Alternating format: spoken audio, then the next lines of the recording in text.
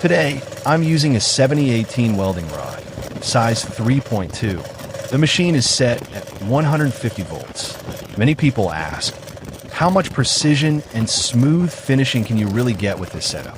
So watch this video till the end, because I'll show you how the right settings can give you a clean and professional weld.